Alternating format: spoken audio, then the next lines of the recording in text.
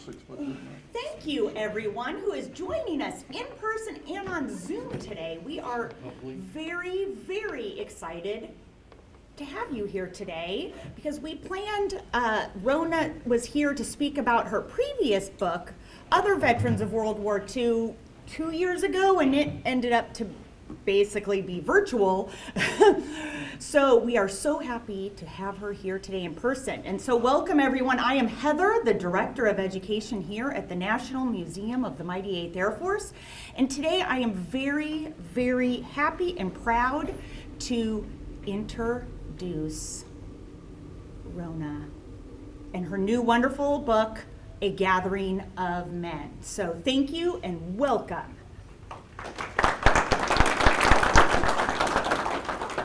Thank you so much, Heather. You actually deserve probably several other titles because I think you do more than just direct education. I've watched you run around. You are full of energy, dealing with everything from making lunch to serving. So thank you for having me. And yes, it was 2020 when my previous book was published, The Other Veterans of World War II. And I had hoped to be here, but we managed to pull it off online. And it was about a story about veterans of World War II who served behind the front lines. Is it, maybe I should, can everyone hear me? Usually I say, maybe is this on? Okay. I often say, my husband can hear me at the back of the room or probably in the next block, but maybe I do need the microphone today. So again, that was a story that was a very special story to me. It was a story about people you don't hear about normally, people who were serving behind the front lines. That excited me in the interviews that I had with veterans, and I decided to do another story. Now this time it may be a story you think you know because it's about those who served in the 8th Air Force, the 100th Bomb Group in particular, but I think it's about, again, about people you don't know and people whose stories need to be heard. So we're going to go through that. But I want to say that we're also going to focus not on the war, the battles that you probably already know about, the generals, the different theaters of the war. We're going to bring it down to the human level, and that's why I've called this the human side of the war. We're going to talk about the people, because I think when you step in their shoes, you get a much better sense of the war than if you just read about the battles. Not that you can deal with one without the other. But I think you'll also understand what it meant to these young men, and we'll be talking about mostly men, as there were mostly men in the war. But we're going to be talking about these men and what it meant to them to put their lives on hold, to quit their education, say that they would come back to it later, quit their job on the farm, leave their sweetheart at home, leave their mother, their brothers, everything they knew, and go halfway across the world to fight in a war. So we're going to start.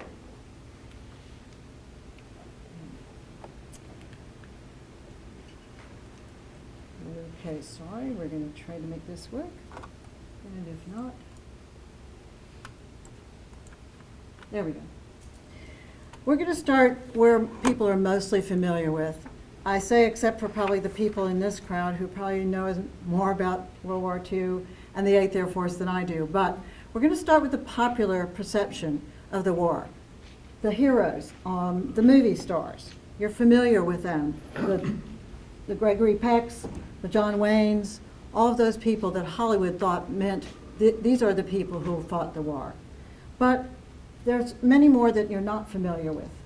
The people in these crowds on the left. Now, there were a lot of group photos taken, and I'd like to ask, how many of you have a relative that might be in a photograph like this? Or maybe you're in one of them yourselves. Okay, a handful. So you know what this means. You know what these people look like. And if you are lucky, your father or grandfather told you about their story. And you were able to understand directly from someone in your family. But the majority of people have to rely on books, on movies, or on hearing secondhand, third-hand stories, seeing what you read on the internet.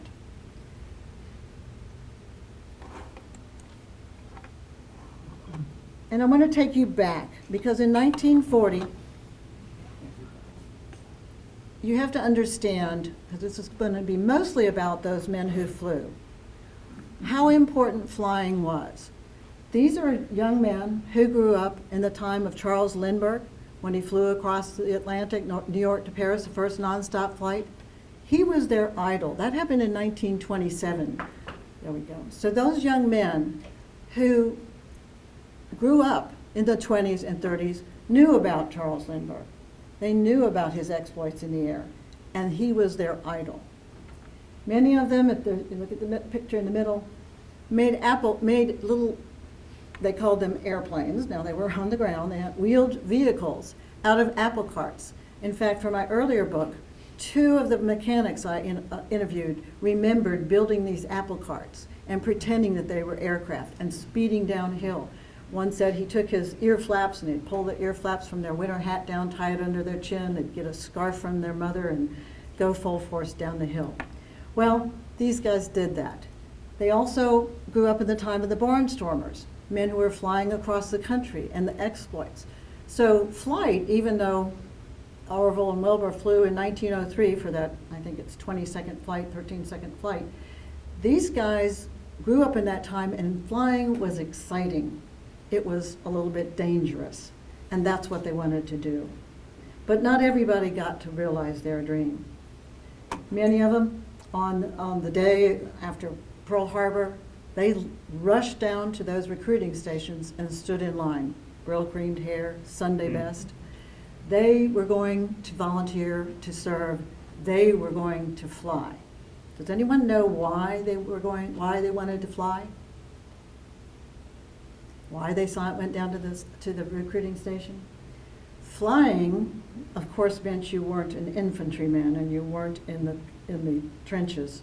They had uncles and fathers who served in World War I and knew the horrors of World War I and trench warfare. And they also knew that if they went down and volunteered, they would get to pick their branch of service. They wouldn't be forced to go wherever the Army wanted them to go. Well, sort of. I mean, they had a better chance of getting to serve where they wanted to than leaving it up to fate.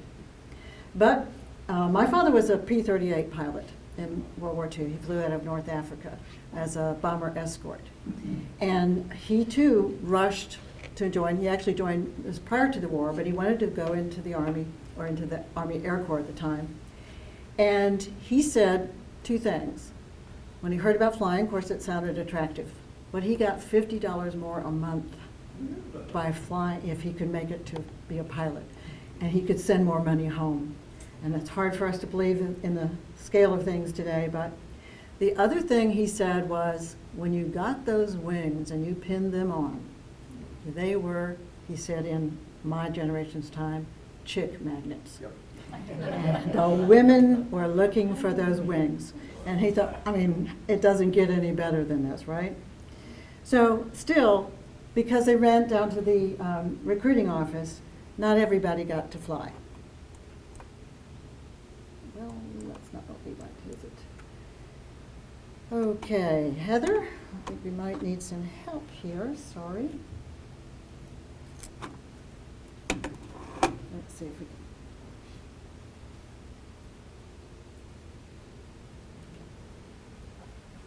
I think we've got a stuck slide here. Oh.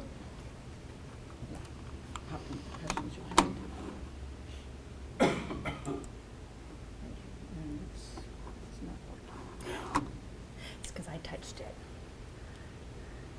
World War II and modern technology doesn't always work, everyone, so we're sorry. There we go. Okay. That, It's the left or right? Left, yeah. Okay. No? No? No? Come on, where's the little, there it is. No, previous. There we go. Left or right? Okay, sorry for the technical difficulties. So, as I said, not everyone got to fly, and I just want to kind of put things in perspective. If you see the chart, and I know you don't have to read this at the back, but if you can see the chart, the 8th Air Force, of course, was a part of the Air Division. We come down this chart to the combat wings, to the bomb groups, and finally to the bomb squadrons. So the 100th Bomb Group was in there. My father, we're going to be talking about these men at the fighter squadron level. There were, at the peak of the war, 350,000 men who were in the 8th Air Force 100th Bomb Group. You can see at the top right, they were distributed, and this was not at the peak, but more on an average day, the 125,000. 120,000 were people who were not on the air crews. So the vast majority of people, even though they got assigned to the Air Force, made it over through whatever training and got to Europe, were support people, administrative people, managers. So you can't see the top up there, but there were only 6,000 people who were pilots in the blue little segment up there. 3% of the total became pilots. The other square, the green, is the number of air crewmen, the support them. So on a B-17 bomber, which we're talking about a lot, as you probably well know, there were 10 men. Pilots were just one of the 10. So they didn't get to fly, not many of them, or not as many as expected. Try this again. Good. So we're going to talk about the people, again, the different categories of people who worked in the 100th Bomb Group. These are what I'll call the others today. They are people, mostly mechanics, crewmen, non-pilots, medics, nurses, supervisors, administrative clerks, personnel people, you name it, anybody other than an air crewman. And these are the people that didn't get to realize their dreams. They were cut from aviation sometimes. When they went to that recruiting station, what happened? They might be too tall, too short, too thin, too heavy. All of those things would eliminate them from going to the Air Force, number one, and even being considered for an air crew, number two. They also might have less than perfect vision. If you wore glasses, you were not going to be a pilot or not going to be on an air crew. If you were colorblind, you were not going. And the recruiting centers just were very aggressive about weeding people out to go to the air crews. I'm just going to talk about 3 people here. The first one on the left is Thomas McKenzie, who was a bombardier. He was on an air crew, but not a pilot. He may have wanted to be there, but he wasn't. His story is preserved in newspaper clippings, and in some books you can find some reference to what happened to him during his service. We have a newspaper clipping about him. I'm just going to read you what's there, because I know I can't read it from here. I'm sure you can't either. It says, bleeding from 5 flak wounds in his chest, Lieutenant McKenzie fought off unconsciousness all through a bomb run, talking calmly over his plane's interphone so that his crewmates would not be alarmed.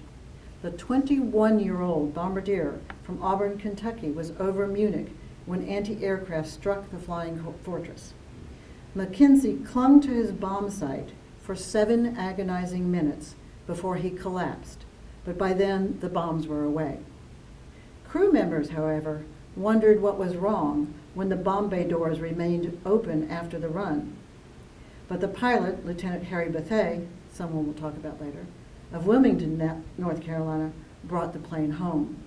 So he was unconscious. As I think many of you probably know, they were flying at what was then a relatively high altitude. They had to wear oxygen masks when they got to that height. When he got injured, he lost his mask. He couldn't put it back on. He couldn't close the bomb doors. And finally, he struggled to do that. Lieutenant Harry Bethea brought the plane down to an altitude where they didn't need their oxygen so that the men could go to his aid. And of course, by then the bomb doors were closed. Just an average 21-year-old, right? Mm-hmm.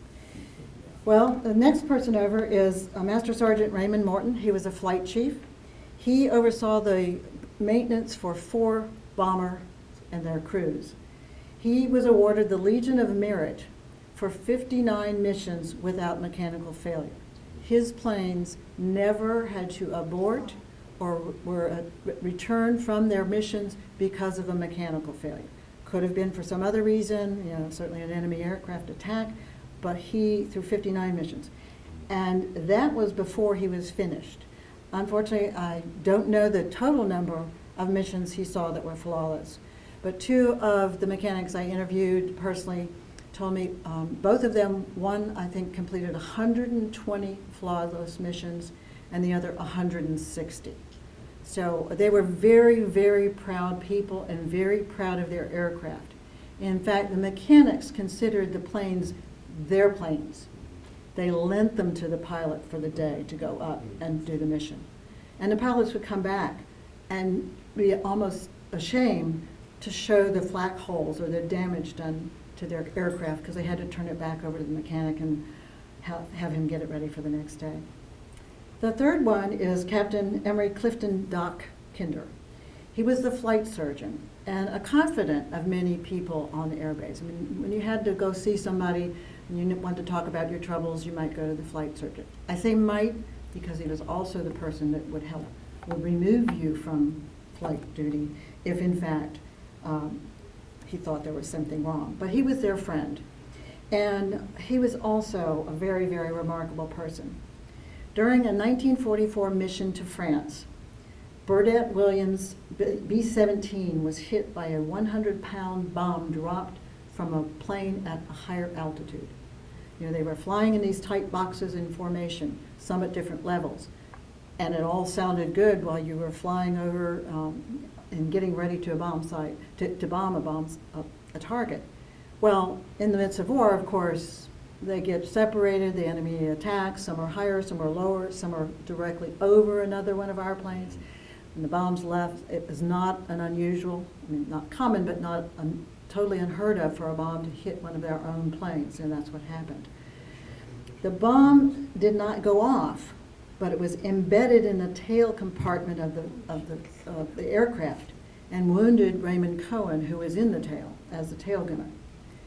The pilot, Burdett, managed to bring that plane home back to their field. And the ordnance specialists came out to try to defuse this bomb. And they worked and worked while Raymond lay there tragically very wounded. And finally Doc Kinder came. He was a slender man, and he crawled through that aircraft.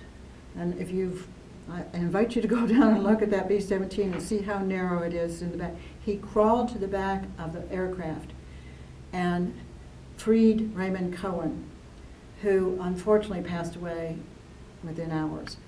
And then, of course, the ordnance specialists were able to defuse the bomb. Doc Kinder received the Soldier's Medal, one that was given, as did the other ordnance specialists who worked on this incident, who acted with heroism on behalf of fellow soldiers in a non-combat situation, such as it was. So again, three men that you don't hear about. There aren't movies made of these people, but they played incredible roles.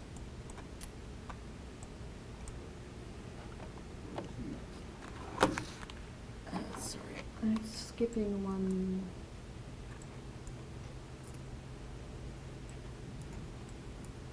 Going a little forward.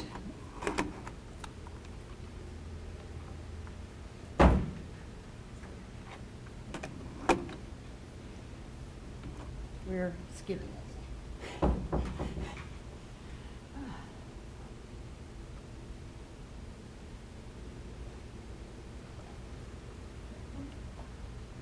It's because I touched the clicker.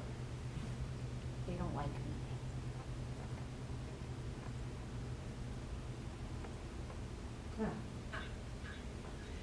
Okay. Now the people you likely have heard of. These are the people that made the headlines.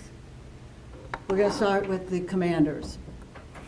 Colonel Neil Harding was one of the first commanders of the 100th Bomb Group, 8th Air Force, who went over to Thorpe Abbotts in England in 1943. He served 9 months. He finished in April 44.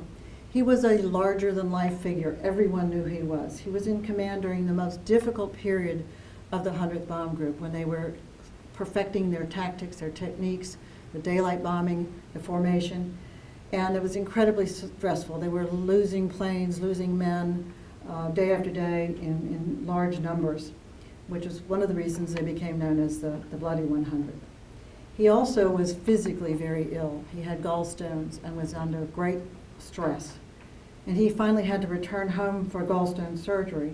But he himself had completed 16 missions, had over 100 combat hours, and was awarded a Silver Star and Distinguished Flying Cross, among other medals. The next person is Colonel Thomas Jeffrey. Now, some say that Gregory Peck, that Thomas Jeffrey was the model for Gregory Peck, and I think the 100th Bomb Group still claims that, but it's not true. I was in Frank Armstrong, I think with the 306 was the model for Gregory Peck's outfit in 12 O'Clock High. But he's the person on the right, very dashing figure. I can see why they might claim that. But he served as the commanding officer for the 100th from May 44 to February 45, and was attributed with making the 100th an outstanding outfit. You can understand after so many losses, the men were very demoralized, and the war was going on and on and on, and he came in and was going to whip them into shape, I suppose you might say. Well, he also was an outstanding pilot and was retired as a major general years later, stuck with the Air Force. The man at the bottom of your screen is Robert Kelly. He actually served between these two gentlemen. Now, there's only a week between the two men. Colonel Kelly came in April 45, and he was, I'll say, probably, and this is just my speculation, more of a bureaucrat than a fighter or a bomber pilot. He had graduated from the U.S. Military Academy and the Army Air Corps Flying School. He earned his wings in the late 1930s, so he had experience. But he was working in Washington, D.C. for the Chief of Staff, Air Staff in the War Department when he was sent over as the new commander after Neil Harding came home for surgery. He decided he was going to lead one of the missions shortly after he got there. And he decided to bump the 100th best bomber pilot and lead that mission himself. It was a mission to Sodavast, France, and as they closed in on the target, he decided, let's go around. So he made a run over the target. They circled back, came back around, same altitude, same heading. The Germans were waiting.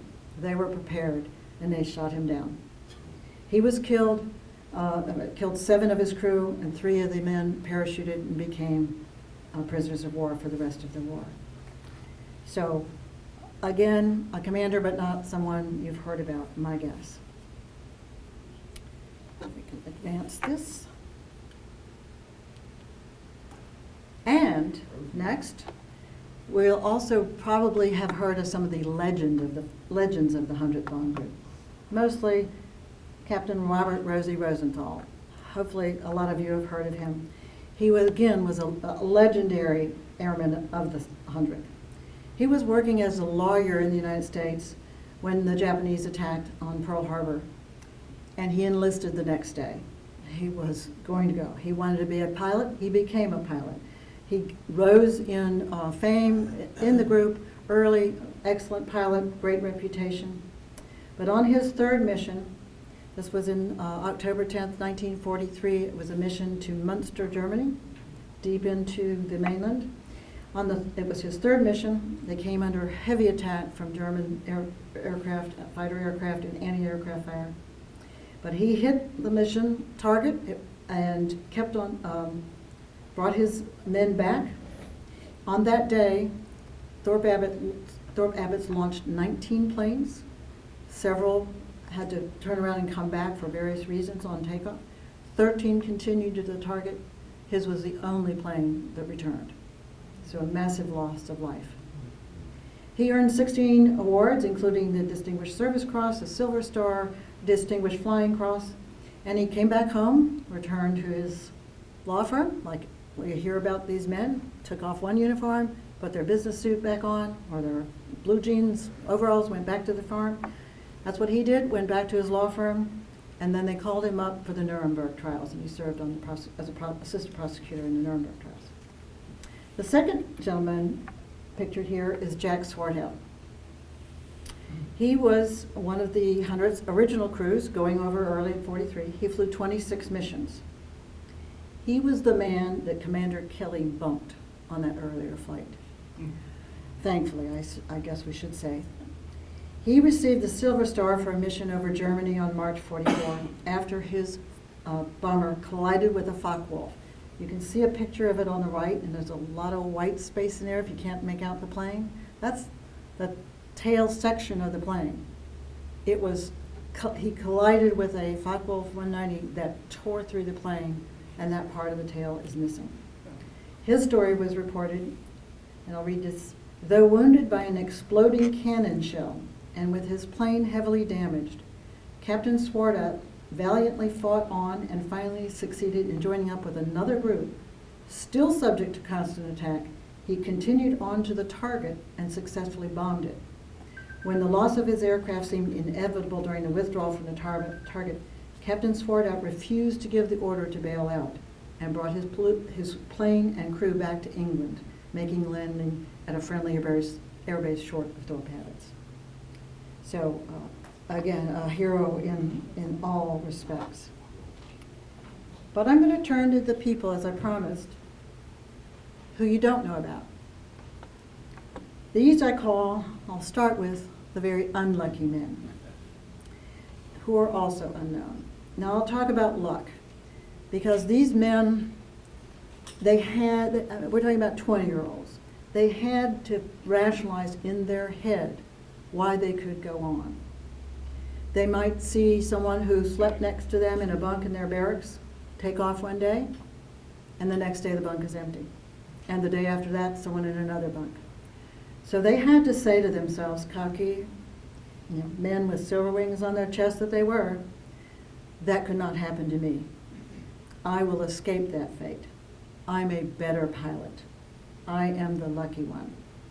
Almost everyone there had superstitions and believed in luck.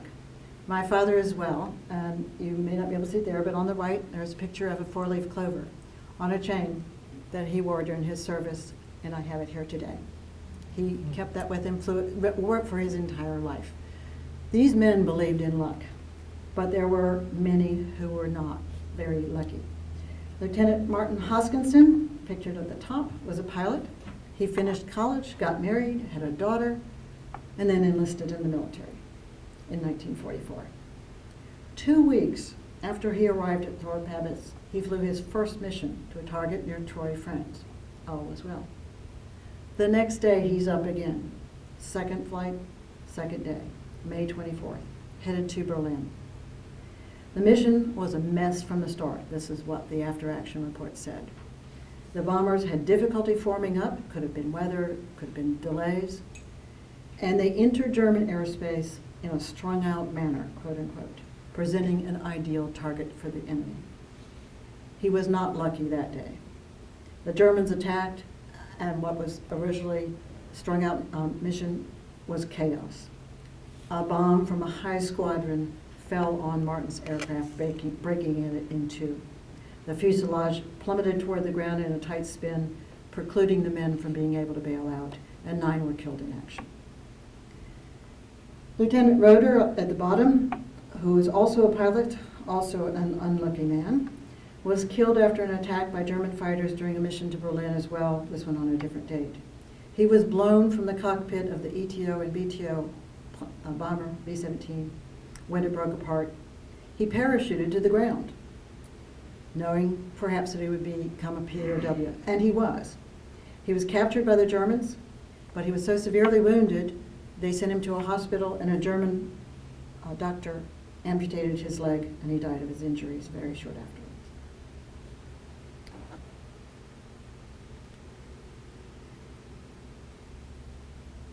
And the fortunate ones, so you didn't escape the enemy air attacks. You went on and did your job, but you were also lost to history, lost to the people we know. Lieutenant Leonard Coleman is pictured at the top right. He completed his 35 missions. Now, in the earlier part of the war, men only had to complete 25 missions. And you can just imagine you finished your 21st, You finished your 22nd. I mean, you've got this. You get to 25, or just before that, guess what? Word comes from Washington that you now have to fly 30 missions before you can come home. So you begin the countdown again, 28, 29. Guess what? Word comes from Washington, it's now 35 missions. So he completed his 35 missions, which the majority of them did. And he stayed on in England. When the war ended, they asked Lieutenant Coleman to stay on. They were going to make a film, and they needed some of the actual B-17 bomber pilots to be there, and he was. He starred in the film This Side of the Ocean. Probably not one you've seen, but it made his day. He did return to the United States, and unfortunately, he was killed in a private plane he was piloting in 1947. Luckily, there's a picture also on the right. His son and I connected, and he shared Lieutenant Coleman's diary with us. So there were some great insights that we learned about him, and we'll talk a little more later. The second gentleman pictured, Lieutenant Joseph Farkt, also a pilot. He finished 35 missions. He started out as a co-pilot, flew his first mission in March 44, continued as a pilot, taking over another person's crew when that person returned to the U.S., and Lieutenant Coleman was his co-pilot at first. So people that, like the others, went home, changed their clothes, went back about their business. And the pilots who did not go on. These are those I am sure there are, unless you hunt, you'll never hear about them. One of them is named Lieutenant Robert Risnick. Now, it's a very odd name, very hard to spell, much less pronounce. He enlisted 2 weeks after Pearl Harbor, and the stress of flying day in and day out into the face of the Luftwaffe over the anti-aircraft fire took its toll on him. After 10 missions, he was grounded by an unspecified illness. The medics rarely documented what the source or what the cause of removing someone from flying status was, an unspecified illness. The condition was most likely shell shock, battle fatigue, as they might have said back then, combat stress. It was not uncommon, but being designated removed from flying status was a status that wore very heavily on these men. They were classified as RFS, or removed from flying status. Bob returned to the United States. He spent months in a military hospital trying to recuperate, but nothing seemed to help. Later, I'll talk about also a little bit more about him later. So the second person on there is Lieutenant Harry Bethea, who was also a pilot. He joined the Coastal Artillery in North Carolina before the war broke out, and when it did, he transferred as soon as he could to the 8th Army Air Force, and he actually died in 1964 at the age of 47, leaving very little information behind. But I did some research and was able to find out he flew 16 missions. His 16th was on May 31st, 1944, and he then disappears from the rolls for about 30 days. Now, men often went to rest camps, they called them flak houses, rest camps for a little R&R to get away from the fighting. It's common, most of the men did it. They got a chance to relax, wear some civilian clothes, eat some different food, but they generally came back within a week or two. And he was gone for a month, or at least we can't find him on the records. That was an assumption that there was, he was ill simply because of that incident. He did return. He flew 5 more missions, making 21. One to a heavily defended German city, Schweinfurt and Regensburg. His last flight was on July 31st, 1944, this one to Munich. That is Thomas McKenzie's flight that I talked about earlier, the man who was shot and couldn't close the bomb bay doors. And Lieutenant Bethea brought that plane down. He earned a Distinguished Flying Cross. So this was his last his 21st mission, and before he was removed for what we presume was a nervous breakdown. Now, I came through this research and meeting some of these pilots and crewmen, and asked myself, what would I have done had I been there as a 20-year-old? I mean, you know, we're of an age, and we might say, well, for our country, yes. But at 21, your whole life is ahead of you. What would you have done? What would you have been able to carry through this? It's so difficult to understand, to put ourselves in their shoes, and that's why I like to look at the individuals here. On display at the top, this is a sequence of the bombing missions in Europe. So if you arrived in the early part of June 1943, those red and yellow bombings, that's where we had bombed. And it started out fairly slowly. In December 43, it accelerated. June 44, most of it, you can see, practically covering the European or Western European continent with the places we bombed. Going in day after day. You get home from one mission, you're up the next day. And these men were, as I said, were boys. And I asked myself a second question. What do I think of men like Riznik and Bethea? They did not finish. Were they cowards?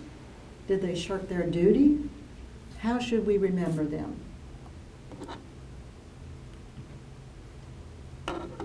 A little bit more about Robert Riznik, because I'll tell you about how other men remembered them. Lieutenant Riznik's story was told by Charles Gutekunst, on the right of your screen, in a 100th Bomb Group 8th Air Force reunion meeting a decade or so ago. He was at the meeting with Lieutenant Riznik's sons. Lieutenant Riznik had actually changed his name to Robert Winters, and he had moved across the country, and he had become an alcoholic, trying to deal with what he had seen and done. In his interview, Charles Gutekunst taped for the Veterans History Project, and then later met with the sons of Bob Winters to tell them about their father. He said he was grounded for a psychosis treatment for a year and then came home. He carried the mental anguish that he could not fly with him nearly his entire life. But Gutekunst said he was an outstanding pilot and exceptional leader. Unfortunately, Bob Riznik died in 2000 at the age of 79. Harry Bethea, the second person I mentioned, he did, I don't know, no one knows what exactly happened on that last flight. There were no records. Even Lieutenant Coleman, who was Lieutenant Bethea's co-pilot, did not mention it in his diary. We don't know if the McKenzie's injuries and what happened that day was enough to have him say this occurred so close he couldn't live with it or deal with it, or was it the anti-aircraft that fired that day or the oncoming enemy fighters were stronger than usual, or was it more of the accumulation of things that happened over his 21 missions? And I think it's never any one of those things, but it's accumulation of all of them. After, a little footnote to history, after recuperating at home, he did go back in disguise. He flew in the Philippines, but not in a combat situation. He was down there in a logistical position. These were the stories, and I will say I want to pay tribute to, actually, sorry. We found out what we could about Lieutenant Bethea through his crew. In the 1980s, I started looking for them. We found Ed Scapin, who was his waist gunner, Bill Helen, his top turret gunner, Ruth Dobbins, who was the widow of his the other waist gunner, Carl Dobbins, Gladys Symington, the widow of the ball turret gunner, George Symington, and we found Lieutenant Coleman's nephew, who was the one who gave us his diary. They were all very kind to share their memories with us. And when my husband and I asked, well, can you tell us what happened? I mean, we pieced together his records, but can you tell us what happened on that last flight? And they would say, almost to a man, and these were separate interviews, he went home early. We said, well, yes, thank you, we know, but can you tell us what occurred? He went home early. And that's all they would say. And at first we were very, very disappointed. We wanted to know. And as time went on, we realized There was no better tribute that these men could have done for one of their own. They remembered him as a great pilot and friend, and they honored him. And so with that, I want to say that I've written his story as best we can in the book A Gathering of Men, trying to tell the story not just of those aces and legends and commanders, but of these men and of the men who honored them. You think of the movie, the phrase band of brothers, and that generally applies to the army. And in fact, the phrase band of brothers is a William Shakespeare quote. And he said, "We few, we happy few, we band of brothers, for he today that sheds his blood with me shall be my brother." So I thank you for all of your attention. If you have any questions, I'd be happy to take them now. Yes? Can you tell us a little bit more about the book? Certainly. But I think what I'll do, actually, I'll introduce a very special guest here today, my husband, Harry Bethea, Lieutenant Bethea's son. So Harry, stand up. Wow. Yeah. So you can get a chance to talk to him too. And he is going to be pouring our bubbly. It's not quite champagne, so no one has to worry about driving home. It's non-alcoholic. He's going to be pouring, that's why the champagne glass is in front of you with little airplanes for you to take home. So, and we'll get to chat. But yes, A Gathering of Men, what we decided to do in trying to tell the story, while my previous book was the stories I got from interviews of 19 non-combat veterans, people I interviewed firsthand or through their sons and daughters, through books I read about them. In this case, we had such scanty information. That was nonfiction. In this case, I decided to write it as fiction so that I could try to explain what went on. So I start with 3 young boys who meet, who are good friends when they're growing up in the days of the Barnstormers and Charles Lindbergh's flight, and how they had their passion for flying, how they went overseas, how not all of them got to fly, and how they flew as a B-17 bomber pilots in Thorpe Abbotts. And of course, the end of the story, you kind of know, but we do what we can to piece together those days. And not just only Lieutenant Bethea's flight as a pilot, but other men that he associated with. As a tribute to all the men of the 100th and really 8th Air Force and all men who served in World War II, all of the characters in the book are named for somebody from the 100th Bomb Group. Some of those pictures are on your table, and there's a little bit about them. You're welcome to take those with you if you like. Any other questions? Yes. Did you find that the nature of your research, like what it yielded, kind of framed how you were going to tell that story of that transition from nonfiction to fiction? Was it just the kind of information that you were getting kind of said, okay, I can frame this better as a fictional story, or was it just exhaustive research and trying to channel that information into a more or less non-dry story, I guess? Well, I hope it's not a dry story, but in a sense, yes. For a nonfiction book, every detail has to be correct, or one of the people in this room will call me and tell me there's something wrong in my book. Luckily, I had a gentleman here at the museum read the book, Michael Faley, who is the co-founder of the 100th Bomb Group and the 100th Bomb Group Foundation online. It's a massive website full of data. He read the book. And Ron Batley, who is the founder of the American Museum over in England, he read the book. So I was hoping to make sure that it is as accurate, because my real love is nonfiction. I wanted to make this as much nonfiction as I could, but still tell a good story. Because of those, no one knew, and I wanted to tell the story of what happened or why this might happen to someone, many men. Had the same thing happen to them. I wanted to tell the story of that flight. And it was also a personal story, being my husband's father, so I decided to sidestep it and make it a little bit fiction. You have another hand? Did I see? Any other questions? Okay, We so. have some online questions. Hold Oh on. dear, okay, Heather to the rescue, thank you.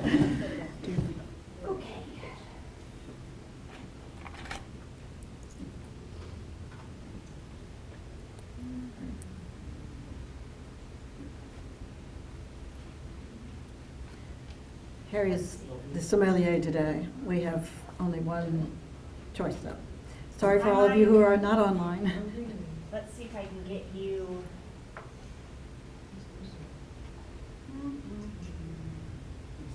Show the book. Show the book. It actually was pictured on that last slide, but we can show you it. Here's the book, paperback. It's also available in hardback. This is weird because I'm holding it on mute and then up here. If- So let's see if we can allow.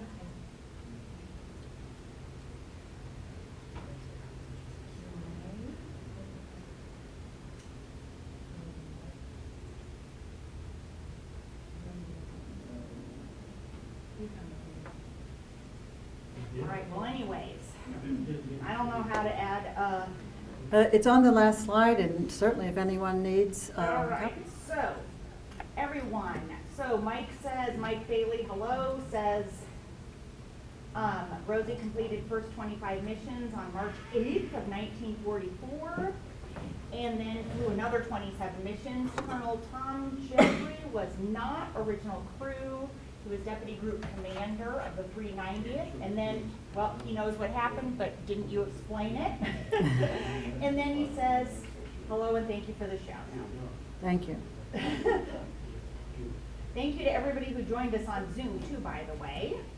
We're very grateful that you joined us today, and we're sorry you can't have lunch with us. Sure. Any other questions? If anyone would like, at minimum, I'd like you to sign my guest book over here on the far table. And if you would like, I'd be happy to autograph and sign a copy of the book for you. So thank you again very much. I appreciate everyone coming.